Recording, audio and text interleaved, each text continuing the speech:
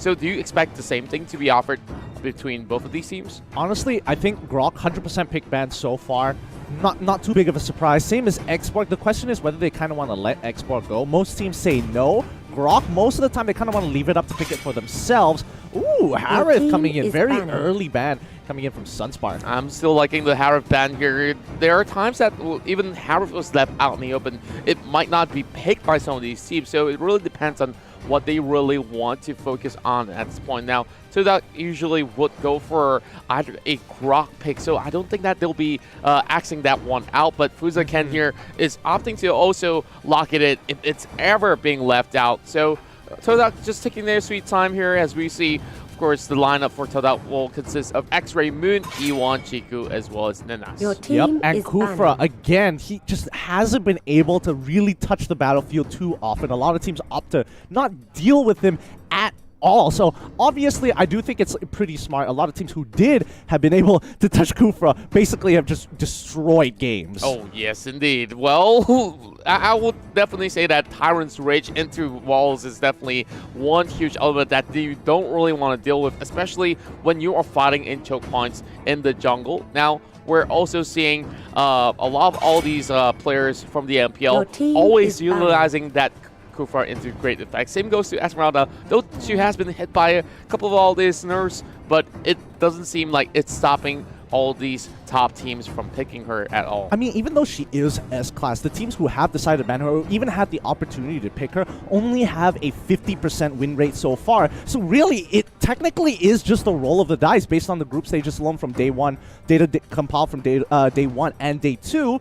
I'm not so sure whether it's as good of a pick as we all mentioned, especially at such high level play, because a lot of teams are just like, you know what? How about no? How about we don't? How about we just play around it? How about we lock in something like a Kaja of some sort, just to make sure you don't get to play the game? I feel like her position right now is similar to what Kimi is, because Kimi has received a couple of nerfs as well, and she wasn't really getting all too much of that attention. Even sometimes that pick is being left out in the open. It's just such as right now, we're seeing a Chao ban coming in from the side of TODAK here, which is pretty interesting, which means that they're going to open up another strong pick for the side of TODAK. Now, FuzaKen really got to pick a poison here. I really think this is so smart, because if you ban out Cho, that kind of limits the pool. Kaja is open.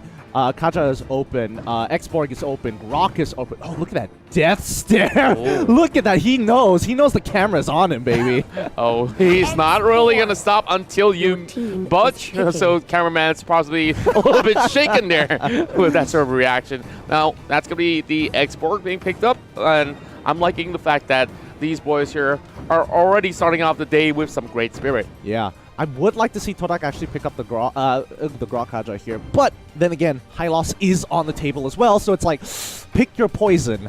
I would like to have a Hylos on the team in that sort of sense. So TODAK's reading my mind as well. Well, these players definitely know that getting these sort of picks is definitely really safe for the first phase of the game. Agreed. But this means that SS, they now have the option to get that Kaya, and they won't let it slide away. Yeah, Kaja is going to be hovered over as right now, but what are they going to pair it with is the bigger question. They could pick their mage up here and then kind of hold off on the tanks, but, you know, carry a great counter pick to actually deal with the Grok. Overall, I think this is pretty solid, a pretty solid pick. The question is, do they want to actually go for it? Because then, second ban phase, they're going to be losing out on the mages. So again, it's one of those choices like, do I pick it? Do I not pick it? Or have I revealed too much information for TODAK?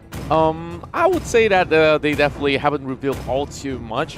This is pretty much standard for South Sudan, but from the side of SUNSPARKS, they also have the option of picking the Lolita as well as the Kaja, and instead they're going in for that Lunox as well as the carry pickoff. So, which means that TODAK, after this phase, they just have to remove one of this and may be able to also get one for themselves. So, who knows with this sort of Chang'e pick? I think that what they should do, TODAK should possibly pick up maybe, well, something a little bit more offensive to defend it, or even steal that Lolita away. But then again, they've already got so many great frontliners. They need a heavy hitter. Yeah, it's true. I mean, we see SUNSPARKS, they have all their heavy hitters already, and I think for TODAK, they might have a slight advantage here. However, the one thing that they have to worry about is actually dealing with the Baxia. Now, they could ban out Lolita, very clear counter pick.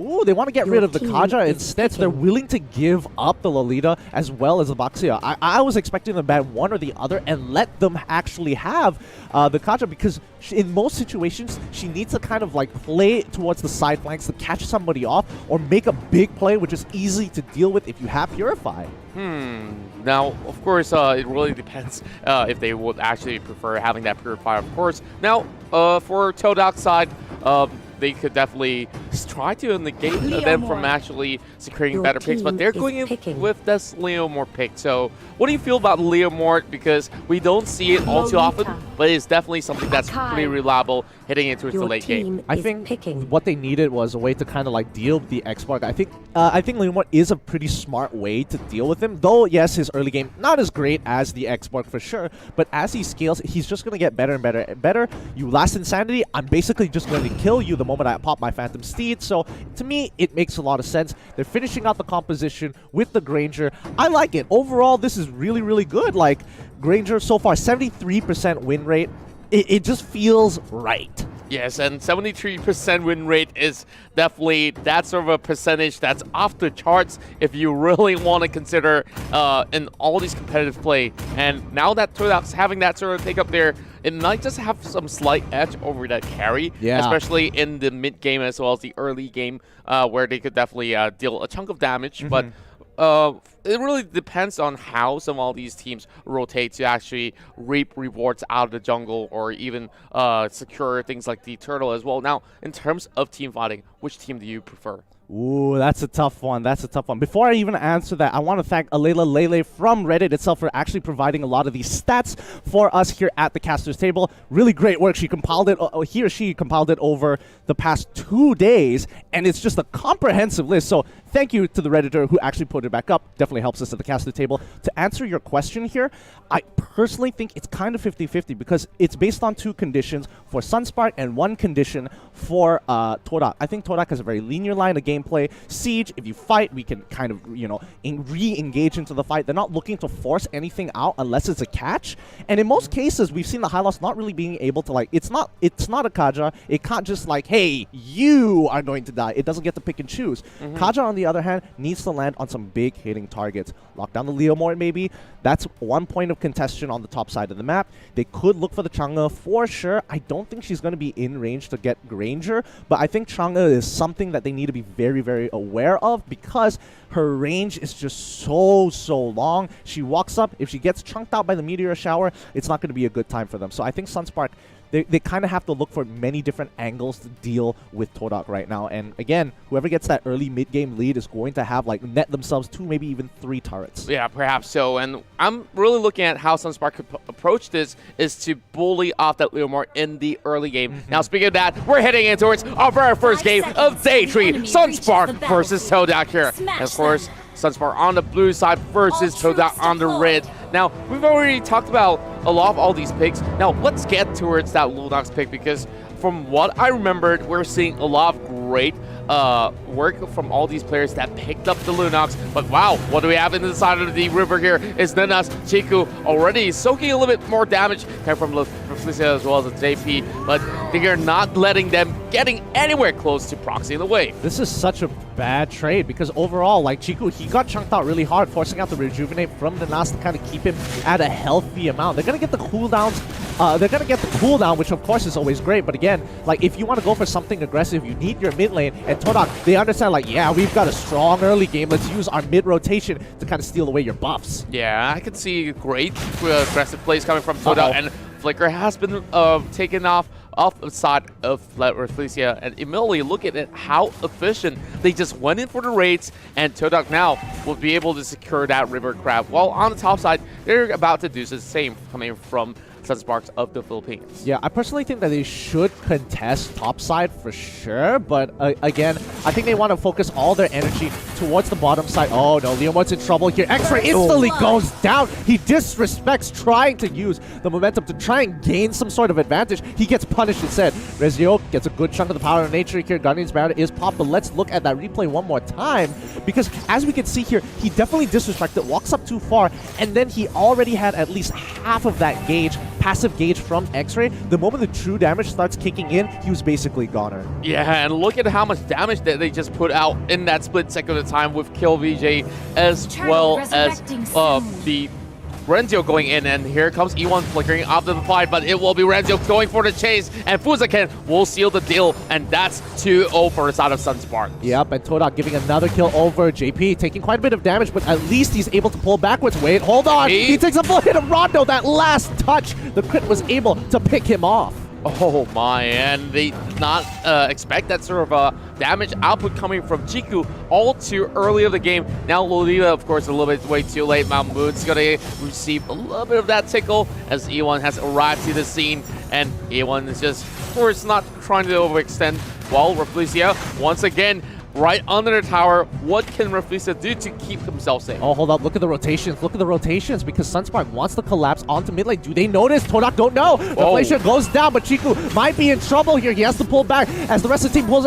Glorious Path is already not down, but Fukasen isn't going to let them escape. Hurricane Dance right on top of them. Nunas is in trouble. He has no support from the team, but TODAK, they're willing to sacrifice 2 members and hopefully get Turtle off of this. They are rushing it down with the Meteor Shower to net themselves some gold after that heavy loss in the bot lane. What a beautiful Hurricane Dance right from the corners of the tower, and they did not see this one coming. Look at Nunas, he's already all taken off a back seat, and Nunas could only run the opposite direction, and that was definitely a great flank coming in from the side of SUNSPARKS. Well, TODAK managed to secure that turtle over the top side, and now things are looking pretty good for the side of SUNSPARKS here with about 1k of a goal lead. Yeah, and it was great job by Fukusen because he managed to get, cut them off. Ooh, good play. JP's in trouble. He's in so much little more damage. The wild charge comes through, clips JP. JP is not having a good time, but SUNSPARKS, remember, they're still ahead in gold. They're still in it to win it.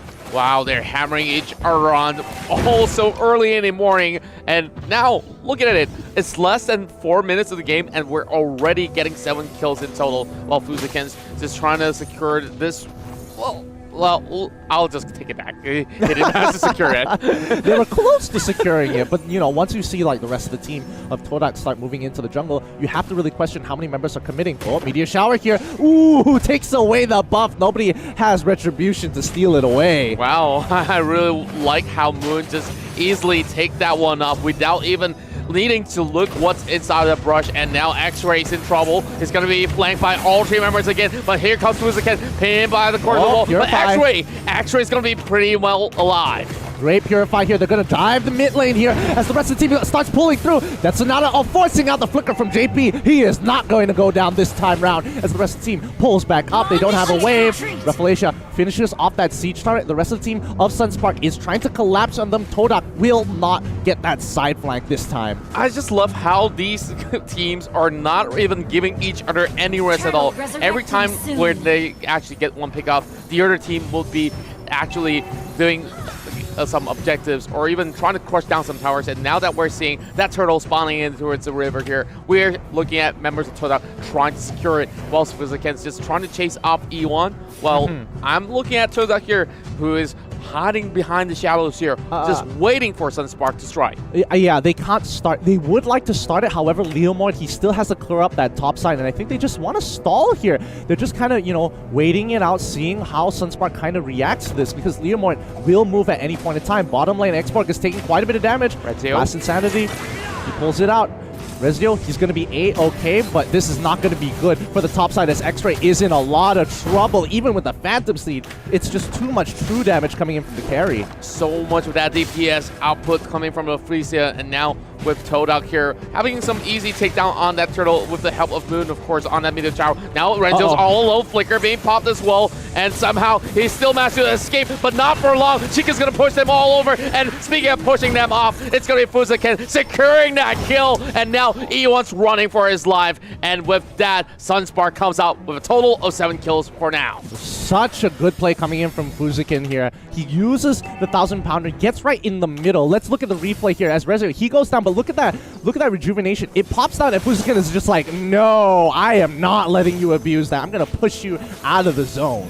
That was so beautiful. I can't really explain how they actually reacted so quickly, but look at how TODAK is still pretty much equivalent in terms of gold. It's only 400 that sets them apart, and there's already Athena shields as well as axe for both the Export as well as Lolita. On the other side, of course, there's the endless battle as well for the Granger, which I'm looking at the Granger now with that 3 kills, the only member that's really ramping up from the side of TODAK. Yeah, but so far the gold is even. Like, both sides are, you know, they're being very efficient with their moves. They're trading pretty evenly. Even though SUNSPARK does have a 3-kill lead, it doesn't mean that TODAK hasn't been making moves across the map. The turtles that have added up, they have accumulated. Wow. Oh no, he's gonna be locked in here. Fuziken waiting the full duration. He's not getting out. The Numenon Blast does come down. They get the first kill onto the Hylos, but the rest of the team is pulled out. MALAYSIA, he blocks out the entire meteor shower, protecting his team. They're gonna be locking E1 down. He flickers right on out of there. He doesn't want to get back in there. Fuziken is in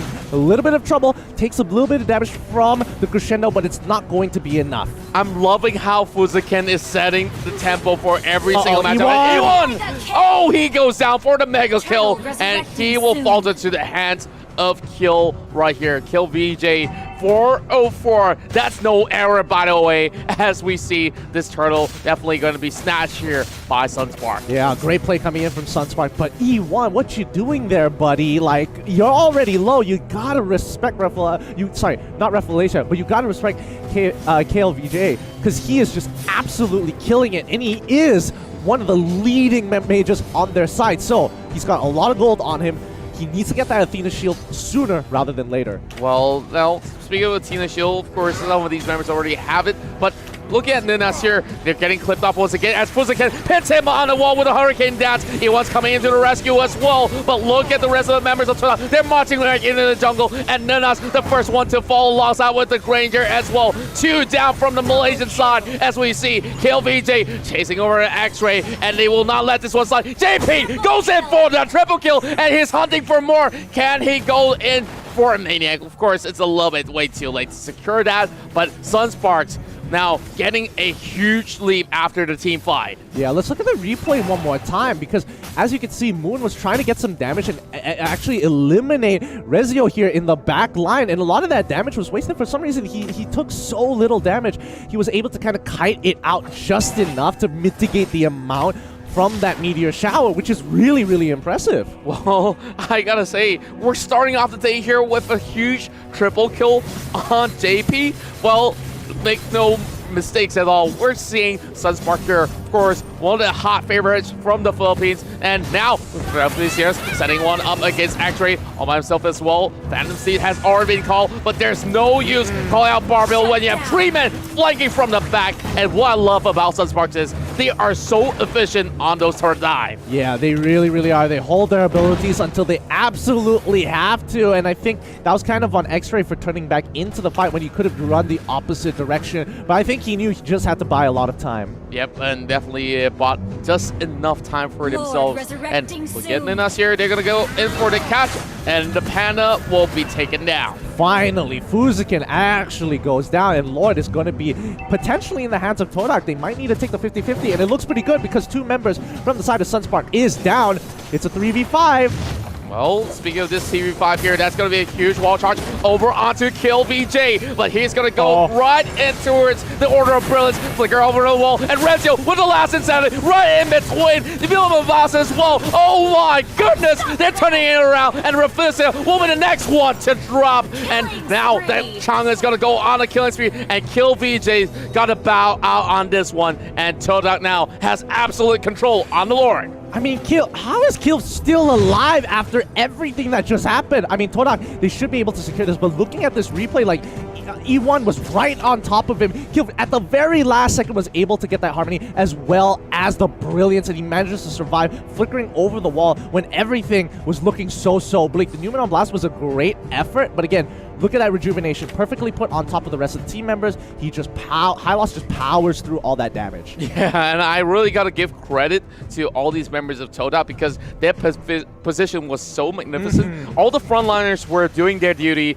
and none of these members of SUNSPARKS have managed to reach the backline in that sort of sense as they were pushed back into the jungle. And, well, for Kill VJ, he seems like he's pretty much untouchable for the time being. Pretty much, and I think they need a little bit more time to kind of scale. Golden Staff already being purchased by JP. They kind of need to contest Lord at this point in time. I mean, TODAK just won a really good fight, but a lot of their members are getting chunked out and are recalling as well. Ninas. Wow, of course, for Ninas, he's definitely gonna be getting himself ready to get himself in towards the Lord Pit, which right now the Hylos is marching right into it. But look at Renzo here. He's already got that immortality. Same goes to Fuzakin, so they could dive in whenever they are ready. So SUNSPARKS here, they are calling the shots. They're trying to bait them with this Lord call, but the members of TODAK, they're reacting and responding with a little bit split by themselves. Look at the bot lane. Yep, and Rezio, he doesn't have his full armor yet. This allows X-Ray to actually get some damage onto that turret. He might be, he shouldn't be able to take this. And yes, he pulls back away. TODAK played that really well, using E1 as the living ward, getting the information and playing around it. Now, E1, of course, being the frontliner, like you said, and he's just going to buy enough time. And I just love how TODAK just negate that pressure by just splitting up on towards two of these lanes. And, of course, Meteor Child being utilized here will just be shredding some little bit of the help coming from Fuzaken. But both sides, they really know that if they were to commit, they want it to become a full swing of a win for either side. Exactly, and I think TODAK, they just have to keep playing this game. They just have to keep sitting out. Rezio getting chunked out. He doesn't get the last insanity, but the Firaga armor breaks. Chiku is like, nah, don't want to push any further. Don't want to force anything out just yet. We're waiting for SUNSPARK to make a mistake. And TODAK is waiting with a shiv in hand, waiting for the killing blow. They get the initial kill. They punished him. Rezio is going to be going down. The immortality is popped, but he flickers on out of there. He survives. How on earth did he survive that? He flickers off in time as well, and he was just by the edge. It almost clipped him, but TODAK, they were doubling down on the bottom side. They still get the tower instead. Yeah, I mean, TODAK is playing this macroly so well. SUNSPARK is in a position where they can't force anything unless they have position, and TODAK, they understand that. They see as long as Fuzaken doesn't get a good Hurricane dance and Rezio is chunked out, they can play the map, and they're doing a really good job at playing the map. I certainly must say that they are so great in that macro play, and I can't help but to agree with every word you say. Now, Fuzaken already at the forefront, trying to deal with E1, but you know, tanks versus tanks, not really the ideal situation. MALAYSIA also waiting on the back as well. The Lolita could possibly channel a great Numenon Blast if TODAK ever comes right in towards the lower pit once again. Now, look at JP though. I mean, JP is going to get chunked out, but I think E1 should be okay here. I don't think JP is, you know, absolutely unstoppable just yet. Chang'e is right behind her, so they don't have to worry. But, you know, on the bottom side of the map, they're, like, trying to make sure they keep control over the waves. And as long as TODAK keep playing this rotational game, I think they might be able to get out of this. Ninas takes a little bit of damage, but he's not the priority target. Yeah, and speaking of which, you can see gold has already been evened up by the side of TODAK. And there was not really that sort of a gap in between other than the mid-game itself. Now, look at Chiku as well as these members of TODAK. They are on the back front. And Fuzaken trying to run for his life. Renzo going for the last inside of the pops the L right in front of the members of TODAK. And once again, they're getting caught out. And Export will be the first one to fall. X-Ray got on the hunt. That's going to nail them to the wall. And JP gets himself safe. But E1's trying to hold them all the back. And now it's time for the Lord. And Chico's already already taking it down. Yeah, they called them off. TODAK is just like, retreat, boys. We don't need to keep on going forward. Let's look at that replay one more time. And honestly, I have to commend Fuzikin there. That was almost an insanely good play if he was able to get that Hurricane Dance just a little bit earlier, but they just did not let him. The Purifies were there and they were ready, and this is when the mistake happens because SUNSPARK is fighting in the playground, in the battlefield of TODAK, where they are stuck in one line. The moment they are in one line, not a lot of broad corners to kind of dodge away from the ultimate from Moon. They are just in a straight firing line. Yeah, that's definitely one thing that they really got to watch out for. And none of these members from the side of SUNSPARKS have been able to reach anywhere close to Moon either. So fighting inside the jungle, definitely not the ideal situation for SUNSPARKS. But look at them go. They're going to go in for another catch. And they might just be able to get that kill over on the Nunes. But here comes X-Ray though. X-Ray as well being chunked down low. Oh my God. No! There comes the Nunes blast. And double kill headed towards the side of JP as well. And SSAs, that's enough for a day as they have to stop the Lord from marching towards the bottom side, which means TODAK is trying to clear up mid lane and open things up by taking down the tower, but there's not enough time for them to even get anywhere close. MALAYSIA single-handedly won SUNSPARK that fight and netted them, stopped that Lord push, all because he put up his shield at the right time. That Guardian's Bulwark, just so good, blocks the entire crescendo, blocks the entire meteor shower, no damage from the backline. He just took it like a champ. Oh, yes, indeed. And look at TODAK here, of course. Now they're having that goal swinging in their favor, of course. By this moment here, 7 minutes of play, they should be able to complete those of the items. And look at X-Ray.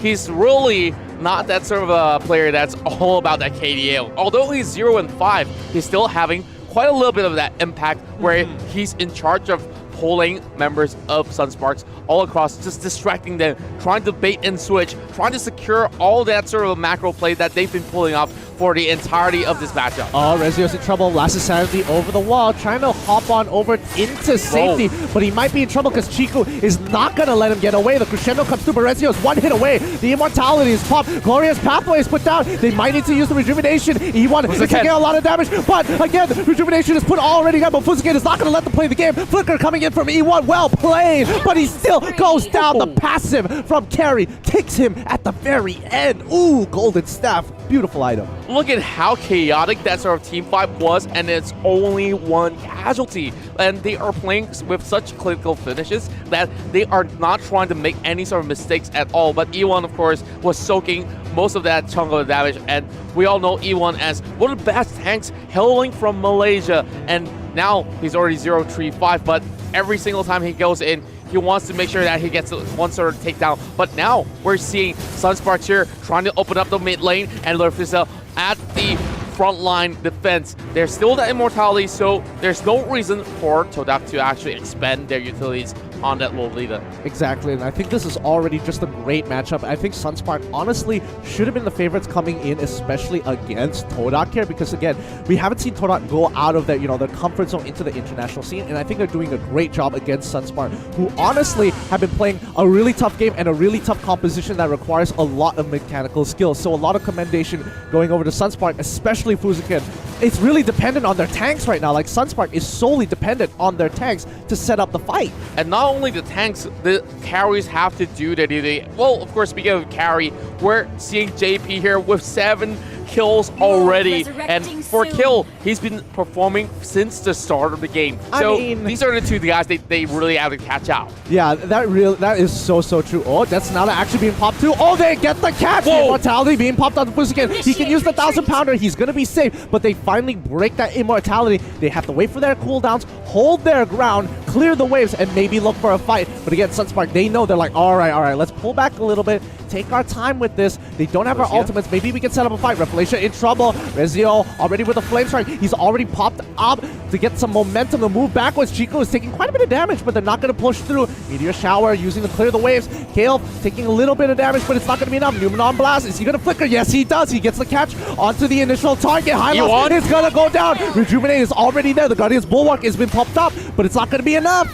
Well, definitely not going to be having all too much of a business here from TODAK, as they've already lost out. Then as And now SUNSPARKS calling out the Lord, and this is going to be the second Lord of the game. And can there be any reaction at all from TODAK? They're opting for a split push. They're marching down to the top side as well as the mid lane, and they say, you can have the Lord all you want, but I'm going to take down your base. But the side of SUNSPARKS here, they got to either recall or find a way to fight back. TODAK now did not have enough time to get anywhere close to that tower. Renzio, though, getting a little damage, being chunked out, and that will be the Akai taking off the Granger, and now losing Chiku is definitely a big blow to TODAK. Yeah, I think dying now might have been a big mistake here, because now Chiku, one of the core members, has a 40-second plus death timer, and Lord, by the time he comes back to life, Lord is already knocking on that inhibitor. Look at the graph. What does it tell you?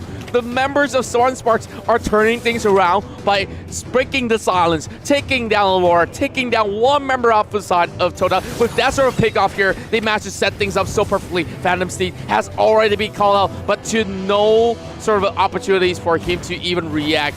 Now, Malefic Roll on the hands of Chiku, definitely giving a little bit more burstiness, hitting in towards the hands of the Granger, but to the side of SUNSPARKS, they're waiting for a mistake. They're waiting for a Lord to come right in. Fuzaken going in, pinning down two members off the wall. And that Hurricane Dash was so pivotal. No blast to stack upon it as well. Double kill for JP as they manage to crash right in. Now they're looking to secure game one in the hands of the Philippines. And SUNSPARKS here are doing what they please, and they are going in for this finishing blow. And now TODAK is on the back foot, and SUNSPARKS takes game one. Oh my goodness, Fuzaken is actually insane. He is actually ridiculous. That was so nasty. Goes right in the middle, gets the Petrify off, and immediately pulls them in with the ultimate. Oh my goodness, well played SUNSPARKS here. TODAK, they've got to hold their ground. This might be, you know, a little bit of a sad defeat in their eyes, but this is a best of three. We might see it happen. They might try and turn this around, but SUNSPARKS looking so good, playing a composition that requires so much positioning, so many conditions need to be met, but their tanks are absolutely ridiculous. And they met every single expectation, and by far, that was one of the best Akais I've ever seen so far in the M1 World Championship. Let's have a look in towards the post stats as we see, of course, Fuzaken getting some high KDAs, but the All-Stars here kill VJ with a total of 5 kills, 11 assists, and the highest damage has been dealt by JP with 39% being chunked out to the entirety. And it's so hard to even take down members of TODAK. You see how tanky they were. Yet again, Ninas as well as X-Ray, they were rendered ineffective. And we were seeing Chiku as well as Moon. They were struggling. Moon, although he was not taken down a single time at all, there was nothing much that you can do when there's no more frontliners fielding on towards that battlefield. And now let's have a look into these early phase of the game. I saw a great dive coming from the side of SUNSPARKS. Yeah, and especially in the early stages of the game, like JP was getting punished a lot of the time. A lot of the members were focusing the mid lane when they rotated, but not here. They were going in for Turtle, and that was the main objective. Like JP took quite a brunt of damage. He ended